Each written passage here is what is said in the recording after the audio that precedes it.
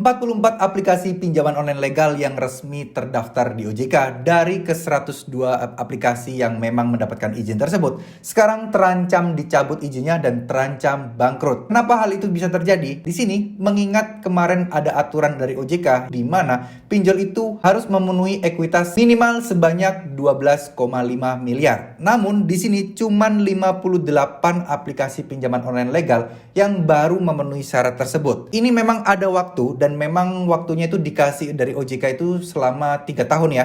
Jadi ini baru jalan setahun dari terbitnya aturan tersebut.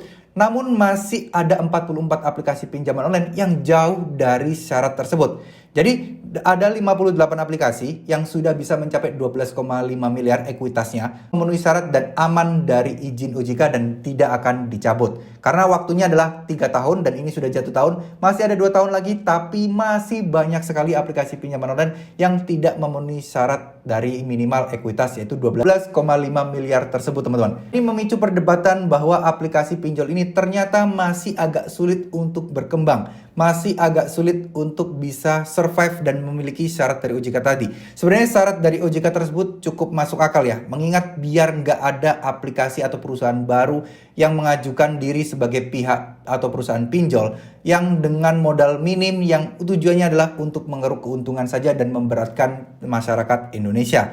Jadi jelas dari nilai syarat minimal ekuitas tadi itu ekuitas semacam kayak ya mungkin total permodalan, total peminjaman atau apapun lah ya yang berhubungan dengan aset dari pinjol tersebut atau dana endapan di mana itu harus mencapai 12,5 miliar dalam waktu 3 tahun sejak aturan tersebut dibikin. Kurang 2 tahun lagi masih ada 44 pinjol lagi yang terancam akan dicabut dan akan bangkrut. Nah, apa yang terjadi jika pinjol tersebut dicabut dan akan terancam bangkrut?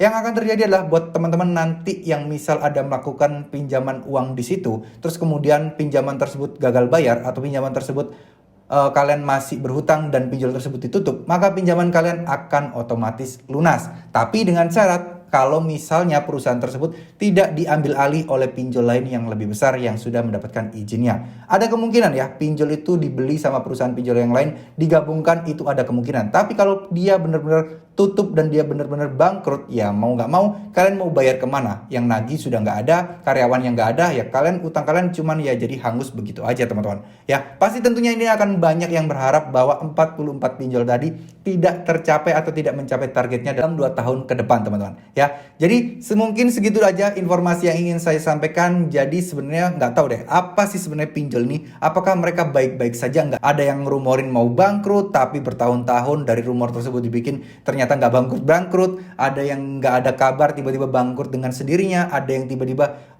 aplikasinya vakum nggak bisa mencairkan dana. Banyaklah macam-macamnya. Ada juga yang mengeruk keuntungan yang luar biasa, itu juga ada. Jadi nggak semua pinjol rugi ya. Ada sebagian pinjol yang merasa untung, ada sebagian pinjol yang merasa banyak mendapatkan keuntungan dengan bisnisnya ini. Tapi sekali lagi harapan kita agar OJK bisa terus berperan penting mengawasi dan melakukan tindakan yang tegas terhadap pelanggaran-pelanggaran pinjol, terutama bagi proses penagihan yang mana itu tentunya mengintimidasi banget bagi masyarakat awam yang nggak ngerti hukum, yang nggak ngerti bagaimana cara menghadapi pinjol, yang nggak mengerti apa sih sebenarnya pinjaman online sebenarnya. Mereka taunya pinjol adalah utang doang, tapi mereka nggak ngerti bagaimana aturan OJK-nya, mana yang legal dan ilegal pun kadang mereka masih belum bisa membedakannya. Semoga OJK bisa berperan penting untuk mengedukasi, mensosialisasi bahwa pinjol ilegal itu sangat-sangat berbahaya dan bisa lebih mendengar keluhan masyarakat dan mungkin bisa lebih bertindak tegas terhadap pelanggar-pelanggar aturan dari OJK